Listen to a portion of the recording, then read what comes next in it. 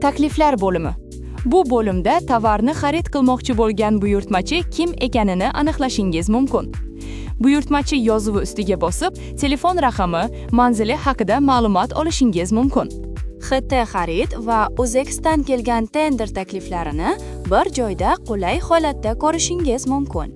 Taxminiy yutiladigan narx ustiga bosib, tovar haqida bozorning grafik tahlilini ko'rishingiz, uni qanchaga yutilishi mumkinligini tahlil qilishingiz mumkin.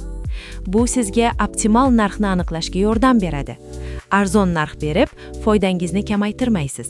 Qimmat narx berib, yutqazib qo'ymaysiz. Bu yerda shu tovarni yaqin kunlarda qaysi yetkazib beruvchi qanchaga yutgani ko'rsatiladi.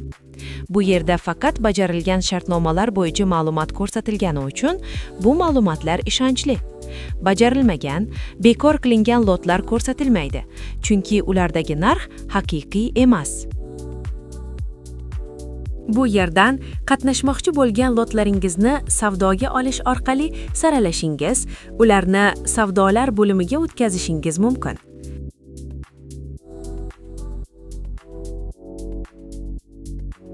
Shu yerning o'zidan narx berish tugmasini bosib, narx berib yuborishingiz mumkin.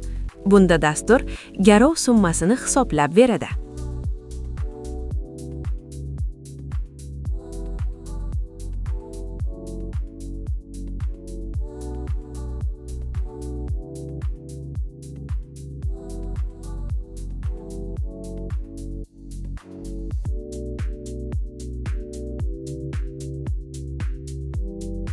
Qabul qilgan takliflaringiz muddati tugagandan keyin ular o'chib ketmaydi. Buyurtmachi va g'olib ma'lumotlari chiqib, sizga faoliyatingizni tahlil qilish, siz qatnashgan lotni kim yutganini qulay ko'rish imkonini beradi.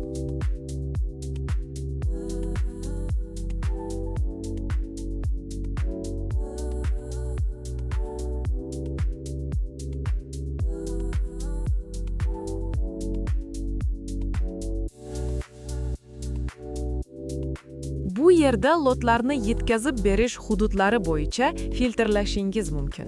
Shuningdek, tovar nomi bo'yicha dinamik qidiruv ham ishingizni ancha yengillashtiradi.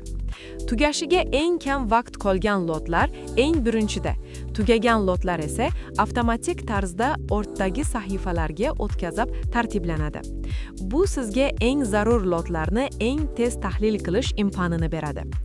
Ko'k rangli lotlar Uzex'ga, sariq ranglilari esa XT xaridga tegishli lotlar. Lot ustiga bosilganda saytga o'tib, shu lot sahifasini ochadi.